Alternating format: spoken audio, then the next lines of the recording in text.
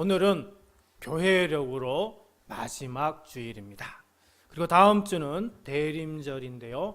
교회력으로 첫 번째 주일입니다. 그래서 대림절에 맞게 성탄트리, 성탄 장식을 하게 되는데요. 이번 주 토요일 전도하고 또 점심 먹고 난 후에 교회에서 성탄 장식을 하고자 합니다. 함께 하실 수 있는 분들 동참해 주시기 바랍니다. 자, 오늘 본문은 좀 긴데요. 사도행전 22장에서 바울이 유대인에게 붙잡혀 죽을 수도 있는 상황이었는데 다행히 천부장이 군대를 이끌고 나타나면서 목숨을 건질 수 있었던 이야기입니다. 바울은 여기 22장에서 자기를 죽이려던 유대인들 앞에 예수 그리스도를 믿게 된 배경을 설명하게 됩니다. 바울은 예수 믿는 사람을 붙잡아 오기 위해 다메섹으로 가던 중 환상 가운데 예수님을 만나 앞을 볼 수 없게 되었고, 예수님이 말씀하신 아나니아라는 사람을 통해 율법에 따라 경건한 사람, 모든 유대인에게 칭찬을 듣는 그 아나니아라 하는 사람을 만나서 다시 보게 되었고, 다시 예루살렘 성전에서 기도하는 중 이방인에게 복음을 전하라는 말씀을 들었음을 변명합니다. 하지만 유대인들은 바울의 이 변명, 바울이 얘기하는 이 모든 이야기를 듣고는 하나님을 믿는 유대인을 더럽혔다고, 하나님의 말씀인 율법을 더럽혔다고, 하나님이 계신 성전을 더럽혔다며 바울을 세상에서 없애버려야 한다고 소리를 질렀습니다. 하지만 이때 천부장이 군대를 이끌고 와서 사람을 죽이는 불법을 자행하지 못하도록 유대인의 손에서 바울을 건져내죠. 그리고 이후에 바울은 공회에 서게 됩니다.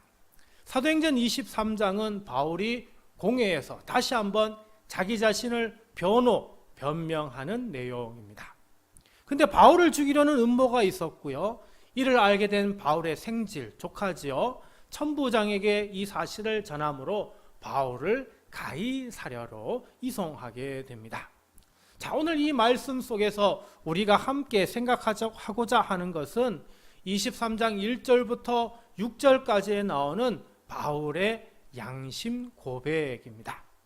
1절입니다. 바울이 공회를 주목하여 이르되 여러분 형제들아, 오늘까지 나는 범사의 양심을 따라 하나님을 섬겼노라 하거늘. 자, 여기에서 바울은 오늘까지 범사의 양심을 따라 살았다라고 고백하고 있습니다. 범사, 모든 일, 평범한 일, 온갖 가지의 모든 일, 이런 의미를 가지고 있고요. 양심은 사물의 가치를 변별하고 자기의 어떤 행위에 대하여 옳고 그름, 선과 악을 판단하는 도덕적 의식이나 마음씨를 이야기를 합니다. 바울은 자기에게 일어나는 모든 일들 가운데 옳고 그름을 잘 판단하여 살았다라고 이렇게 당당하게 얘기하고 있는 거죠. 여러분, 모든 일에 정말 양심을 가지고 살 수 있을까요? 모든 일의 선과 악을 정말 잘 구별할 수 있을까요? 사물의 가치를 바르게 변별할 수 있을까요? 어떤 일에 대하여 옳고 그름을 정말 잘 결정할 수 있을까요? 여러분은 어떠실지 모르겠지만 저는 범사의 양심을 따라 사는 건 정말 힘들다고 생각합니다. 하지만 그럼에도 우리는 신앙인이기 때문에, 하나님을 믿는 성도이기 때문에 범사의 양심을 따라 살아가야 합니다. 그럼 어떻게 해야 범사의 양심을 따라 살 수 있는가? 오늘 성경 말씀에서 바울이 알려주고 있습니다. 그래서 오늘 이 시간에는 믿는 성도가 범사의 양심을 따라 살아야 하는 것 세 가지가 무엇인가 함께 생각해 보고자 합니다. 첫 번째로 범사의 양심을 따라 하나님을 섬겨야 합니다. 우리 다시 1절 볼까요? 바울이 공회를 주목하여 이르되 여러분 형제들아, 오늘까지 나는 범사의 양심을 따라 하나님을 섬겼노라 하거늘. 자, 바울이 범사의 양심을 따라 한 가장 첫 번째 중요한 것은 하나님을 섬겼다라고 하는 것입니다. 자, 하나님을 섬겼다. 다른 번역본 보니까요, 우리말 성경, 바른 성경에 하나님을 위해 살았다 이렇게 번역하고 있습니다. 바울은 이 말 그대로 정말 하나님을 위해 살았다라고 해도 과언이 아닙니다. 바울 되기 전 사울, 예수 그리스도를 만나기 전 사울은 하나님을 위해 살았고요. 그 하나님을 위해 이단으로 보였던 그리스도인을 잡는 일에 정말 힘썼던 인물입니다. 심지어는 대제사장에게 가서 그리스도인을 결박을 해서 잡아오기 위해 다메섹에 있는 여러 회당에 보내는 공문을 받아 가지고 갔던 그런 사람이기도 합니다. 유대인들이 보기에도 이 사울은 이처럼 하나님을 위해 사는 사람으로 보였음에 틀림이 없습니다. 사울에서 이제 그리스도인이 된 바울은 환상 가운데 주님의 말씀하신 그대로 예수 그리스도 복음을 전했습니다. 그리고 예수 그리스도 복음을 전하는 일이야말로 하나님 섬기는 일임을 분명히 알고 믿었습니다. 근데 이 복음 전하는 일이 쉬웠을까요? 어려웠을까요? 어려웠습니다. 전혀 쉽지 않았습니다. 본인도 그리스도인을 핍박했던 사람인데 유대인 가운데는 그리스도인을 핍박하는 사람들이 적지 않았기 때문입니다.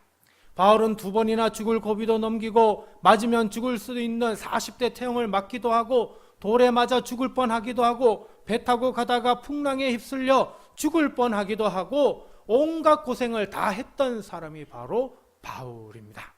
그럼에도 바울은 복음 전하는 일을 사명으로 알고 복음 전하는 일에 힘썼습니다. 그러니 바울은 공회에서 당당하게 하나님을 섬겼노라 고백할 수 있었던 겁니다. 사랑하는 성도 여러분, 여러분은 어떤 위기와 어려운 상황 가운데서도 변하지 않고 하나님을 섬기실 수 있으십니까? 어떤 위협과 어려움이 온다고 하더라도 예수 그리스도 복음을 붙들고 살 수 있으십니까? 사랑하는 사람의 죽음, 온몸과 마음에 고통을 주는 불치병, 하는 모든 일이 무너지고 전혀 해결되지 않을 때, 그런데도 하나님만 믿고 의지하며 살 수 있으십니까? 모든 상황 가운데 하나님을 섬길 수 있길 소망합니다. 예수 그리스도 복음 붙들고 살기를 기도드립니다. 온전히 하나님만 믿고 의지하며 살기를 주님의 이름으로 간절히 축원드립니다.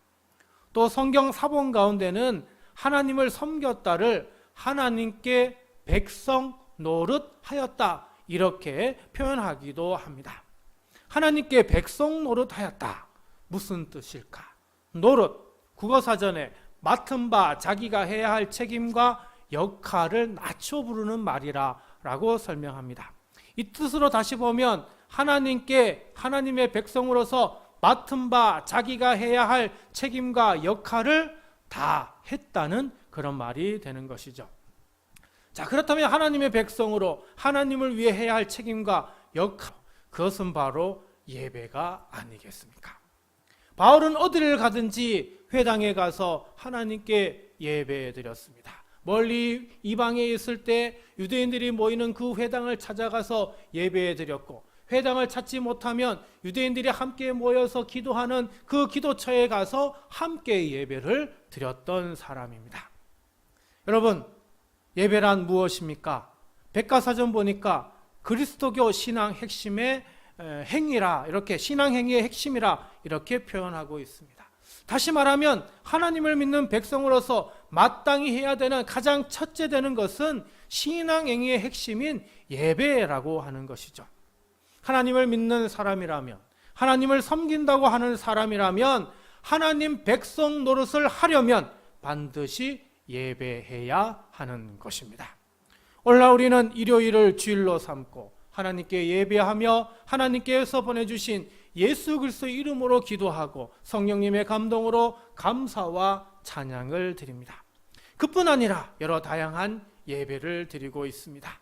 또 주일 오후에는 찬양 예배, 또 성경강의 특별한 이벤트로 예배 드리는 교회들이 있습니다. 예배 형식의 기도회도 많습니다. 새벽 기도회, 저녁 기도회, 수능 시험이나 또 새해를 맞이하면 특별 기도회도 하고요. 여전히 수요 기도회, 목요 기도회, 금요 기도회를 하는 교회들도 있습니다. 교회는 이처럼 다양한 예배를 준비하고 성도들이 모일 수 있게 합니다. 우리 교회도 앞으로 더 많은 예배, 찬양, 기도 모임을 만들 수 있도록 여러분 함께 협력해 주시고 기도해 주시기 바랍니다. 왜? 교회가 마땅히 해야 하는 일이기 때문입니다. 우리가 하나님을 섬긴다면 이런 다양한 예배, 찬양, 기도 모임에 동참해야 됩니다. 그래야 진정 하나님 백성으로서의 노릇을 다 했다라고 말할 수 있습니다. 물론 모든 예배, 찬양, 기도 모임에 나오라는 게 아닙니다. 오늘날처럼 바쁘게 사는 성도가 모든 모임에 참석하는 것 불가능하지요. 하지만 참석할 수 있음에도 참석하지 않는 것은 하나님 백성 노릇했다고 볼 수는 없습니다. 우리 사랑하는 성도 여러분, 하나님의 백성 노릇해야 하지 않겠습니까? 하나님 믿는 성도로서 하나님을 잘 섬겨야 하지 않겠습니까? 하나님을 절대 부인하지 않고 하나님께 온전히 예배를 드려 그 어떤 누구에게도 나는 범사의 양심을 따라 하나님을 섬겼노라 당당하게 고백할 수 있는 그런 믿음의 성도로서 살아갈 수 있는 그런 우리 모두가 되어야 하겠습니다. 두 번째로 범사의 양심을 따라 하나님의 말씀을 지켜야 합니다. 2절에 대제사장 아나니아가 명을 내리죠. 바울 곁에 서 있는 사람에게 바울의 입을 치라고 합니다. 아나니아는 범사의 양심을 따라 하나님을 섬겼다라고 말하는 그 바울의 말이 거짓말이라고 판단한 겁니다. 그래서 3절에 바울이 이렇게 말합니다. 바울이 이르되 회칠한다며 하나님이 너를 치시리로다. 내가 나를 율법대로 심판한다고 앉아서 율법을 어기고 나를 치라 하느냐 하니. 자, 회칠한담. 하얗게 칠을 한 담을 얘기를 하는 거죠. 그럴듯해 보이지만 실상은 내구력이 없어서 거센 바람이 불거나 약간 어떤 압력을 가하게 되면 폭삭 무너지는 것을 얘기를 합니다. 자, 그러면 바울이 왜 이렇게 말했을까요? 그 이유는 율법대로 심판하지 않고 율법을 어기고는 자기를 치라고 했기 때문이라는 것입니다. 잘잘못을 판결하지 않고 사람을 치라고 했으니 이것은 율법을 어긴 것이고, 율법을 어겼으니 겉으려는 화려한 옷을 입고 재판자리에 앉았으나 무능력한 이 사람을 향해 쓴소리를 하고 있는 겁니다. 바울은 누구보다도 이렇게 율법을 잘 알고 있던 사람이죠. 그러자 곁에 있던 사람이 하나님의 대제사장을 내가 욕하느냐라고 합니다. 바울이 지금 하나님의 대제사장을 욕했다는 겁니다. 하나님의 대제사장을 욕했다는 것, 율법에 어긋난 것이고 더 큰 벌을 받아야 함을 이야기하고 있습니다. 그러자 바울이 5절에서 이렇게 얘기하죠. 바울이 이르되 형제들아 나는 그가 대제사장인 줄 알지 못하였노라. 기록하였으되 너의 백성의 관리를 비방하지 말라 하였느니라 하더라. 바울은 자기 입을 치라는 사람이 대제사장인 줄 몰랐다고 합니다. 설교 준비 모임을 하는 그 자리에서 한 목사님이 바울이 정말 이 사람이 대제사장인 줄 몰랐을까요? 라고 질문을 하더라고요. 그래서 제가 대답을 했습니다. 이름은 알았을 수 있을지 모르겠지만 아마 얼굴은 알지 못하였을 겁니다. 라고 그렇게 얘기했습니다. 왜냐하면 아나니아라고 하는 이 대제사장은 한 11년에서 12년 정도로 짧게 대제사장 역할을 했고, 바울은 예수 그리스도를 믿고 난 이후에 거의 외국에서 선교 여행을 하며 지냈죠. 그래서 바울은 외국에서 생활하면서 새롭게 대제사장이 된 아나니아라고 하는 사람이 있다는 그런 소문은 들었을지 모르겠지만 대제사장을 직접 볼 일은 없었을 것이기 때문입니다. 그래서 그러면서 기록하였으되 너의 백성의 관리를 비방하지 말라 이렇게 얘기를 하고 있습니다. 출애굽기 22장 28절에 있는 말씀인데 이 말씀을 가지고 이렇게 얘기하고 있는 것은 자기는 어떻게 해요? 이 율법을 알고 있고 지금까지 율법을 지키고 있었다라고 하는 겁니다. 지금 이분이 대제사장인 줄 내가 몰라서 얘기한 것이고 이제 대제사장인 줄 아니까 내가 아까 한 말은 취소한다는 그런 말이 되기도 하는 것입니다. 그래서 바울은 범사에 하나님의 말씀을 잘 지키고 따르는 사람이다 라고 하는 것을 지금 얘기하고 있는 것이 바로 이 구절인 것이죠. 자, 그래서 이것을 통해 그리스도인인 우리도 범사에 행해야 하는 것 두 번째가 바로 하나님의 말씀을 지키고 따라야 한다는 겁니다. 여러분, 우리가 지켜야 하는 하나님의 말씀, 성경에 정말 잘 기록되어 있습니다. 그 중에 우리가 특별히 가장 중요하게 알고 지켜야 하는 말씀을 꼽는다면 우리가 정말 잘 아는 요한복음 3장 16절입니다. 하나님이 세상을 이처럼 사랑하사 독생자를 주신지 누군지 예수 믿으면 멸망하지 않고 영생을 얻게 하려 하심이라. 하나님이 이 세상에 살고 있는 우리를 너무나 사랑하셔서 하나님의 아들 예수님을 이 땅에 보내주셨습니다. 그러므로 누구든지 예수 믿으면 우리의 죄를 용서받아 멸망하지 않을 뿐만 아니라 영생을 얻게 하여 주시는 겁니다. 사랑하는 성도 여러분, 성경 말씀에 기록된 대로 예수 그리스도를 온전히 구주로 믿고 섬기는, 하나님의 말씀을 잘 따라 살아가는 그런 우리 모두가 되길 간절히 바랍니다. 마지막 세 번째로 범사의 양심을 따라 죽은 자의 소망을 가져야 합니다. 6절입니다. 바울이 그중 일부는 사두개인이요 다른 일부는 바리새인인 줄 알고 공회에서 외쳐 이르되 여러분 형제들아 나는 바리새인이요 또 바리새인의 아들이라. 죽은 자의 소망 곧 부활로 말미암아 내가 신문을 받노라. 아멘. 자, 바울이 공회에 있는 사람들이 두 파로 나누어져 있음을 간파합니다. 한 부류는 사두개인이고 또 한 부류는 바리새인이었죠. 바리새인은 죽은 자의 부활을 믿었지만 사두개인은 부활을 믿지 않았습니다. 그래서 바울은 바리새인을 자기 편으로 끌어들이기 위해서 이렇게 이야기합니다. 나는 바리새인이요 바리새인의 아들이라. 바울은 자기뿐만 아니라 자기 아버지도 바리새인이다라고 얘기하면서 바리새인들이 자기의 말을 들어주기를 기대합니다. 그리고 바리새인들 모두가 인정하는 죽은 자의 소망 곧 부활로 인해 내가 신문받는다고 하면서 바리새인들에게 동조를 얻고자 하는 이야기를 하죠. 자, 여기서 중요한 건 뭡니까? 바울이 뭘 믿었다고요? 죽은 자의 소망, 부활을 믿었다라고 하는 것입니다. 왜? 실제로 돌아가신 분, 예수님을 만났기 때문입니다.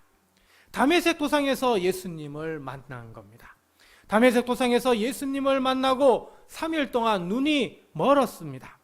다메섹 도상에서 예수님이 시내로 들어가 내가 행할 것을 이룰 자를 만나라는 말씀대로 아나니아를 만났고 그리고 그 아나니아를 만난 이후 다시 보게 되었던 겁니다. 바울의 이 체험과 기적은 바울의 인생을 180도 바뀌게 하였습니다. 원래도 죽은 자의 부활을 믿었는데 그리스도를 통해 예수님을 통해 더욱 확신하게 되었던 겁니다. 이처럼 바울은 범사의 양심을 따라 죽은 자의 소망 곧 부활을 믿었습니다. 오늘을 살아가는 우리들 역시 먼저 죽었다가 다시 살아나신 예수님을 믿어야 합니다. 그리고 오늘 우리도 이 세상에서 인간으로서의 삶을 다 살다가 세상 끝날에 다시 부활할 것을 믿어야 합니다. 어제 SNS상에 하나님의 나라는 죽어서 가는 것이 아니라 이 땅에 살면서 우리가 만들어야 하는 나라라며 글을 올린 사람이 있었습니다. 이 말은 우리가 죽고 난 후 부활하지 않는다는 것을 전제하고 있죠. 사두개인과 같은 그런 같은 생각을 가지고 있는 겁니다. 여러분, 하나님의 나라는요, 두 가지 의미가 있습니다. 하나는 이 땅에서 우리가 하나님의 나라를 만들어서 살아야 함을 얘기를 하는데 이 하나님의 나라를 만드는 것도 두 가지입니다. 하나는 우리 안, 우리 마음이 하나님의 나라가 되어야 한다는 것이고 또 하나는 이 세상을 온전히 하나님이 다스리는 나라로 만들어야 한다는 그런 두 가지 의미가 담겨져 있죠. 이 땅이 사탄이 지배하고 악한 영이 좌지우지하고 그래서 선한 우리가 온갖 시험과 유혹을 받지만 그런 모든 것을 극복하고 이겨서 먼저 우리의 마음이 하나님의 나라를 만들어야 하는 것이고 더 나아가 사탄이 지배하는 이 세상을 하나님을 믿는 그리스도인이 장악해서 이 세상이 온전히 하나님의 나라가 될 수 있도록 만들어야 한다는 그런 의미입니다. 틀린 말이 아니죠. 근데 또 하나는 이 땅에서의 삶을 마치고 세상 끝날 부활하여 하나님의 나라에서 영원히 산다는 겁니다. 그래서 지금 우리가 인생을 살면서 예수 그리스도를 믿고 죄된 삶을 청산하고 하나님 말씀대로 순종하며 사는 그 성도의 삶을 살다가 이후에 부활하여 하나님의 나라에서 하나님의 자녀로 살기를 원하는 것 아니겠습니까? 이건 역시 틀린 말이 아닙니다. 근데 SNS에 글을 올린 이 사람은 사두개인처럼 이 세상에서의 하나님 나라만 인정하고 부활 후에 가는 하나님의 나라는 부정하고 있는 것입니다. 만약 세상 끝날 이후 하나님의 나라를 부정한다면 예수님께서 부활하실 이유가 전혀 없었죠. 그저 우리 죄를 용서해 주시기 위해 십자가에 달려 돌아가시기만 하면 되는 거였습니다. 그러면 하나님의 나라는 세상 끝날에 가는 것이 아니라 먼저 우리 마음에 있는 것이고 그리고 이 땅 가운데 하나님의 나라를 제대로 세워야 하는 것입니다. 그런데 여러분, 현실적으로 이 세상을 온전히 하나님의 나라로 만들 수 있을까요? 불가능합니다. 성경에 하나님이 택한 이스라엘 민족이 하나님의 나라를 완전히 세우게 하려고 하였지만 실패하였음을 그대로 보여주고 있습니다. 하나님이 택하신 민족조차도 하나님의 나라를 온전히 만들지 못하는데 이 땅의 수많은 나라를 어찌 하나님의 나라로 만들 수 있겠습니까? 마찬가지로 우리 안에 하나님의 나라를 만드는 것, 그건 역시 불가능합니다. 왜? 우리 마음은 항상 불안하고 두려워하고 걱정하며 염려하며 살 수밖에 없는 연약한 존재이기 때문입니다. 그래서 우리는 누구를 찾아요? 하나님을 찾는 겁니다. 그리고 하나님을 섬기고 하나님을 의지하려 하는 것입니다. 과연 자기 안에 하나님의 나라를 만들 수 있다면 하나님을 찾겠습니까? 제 생각에 이 땅에 인간의 몸으로 오셨던 예수님 말고는 그 안에 하나님의 나라를 만들 수 있는 사람은 단 한 사람도 없을 것입니다. 하지만 부활 소망이 있다면 달라집니다. 최초로 부활하신 예수님이 우리의 소망이 되는 것이고 우리는 힘들었던 인생을 하나님의 나라에서 기쁨과 감사와 은혜로 살 수 있음을 기대하고 소망하며 살 수 있는 것입니다. 사랑하는 성도 여러분, 세상은 부활 소망이 없다고 말합니다. 그러나 성경은 예수 그리스도 부활을 통해 오늘 우리에게도 부활이 있으며 천국 소망이 있음을 말씀하고 있습니다. 사랑하는 성도 여러분, 범사의 양심을 따라 죽은 자의 소망, 부활을 믿으시고 하나님의 나라 소망을 품고 오늘 이 땅 가운데서 온전히 믿음으로 살아가시는 저와 우리 모두가 되길 간절히 바랍니다.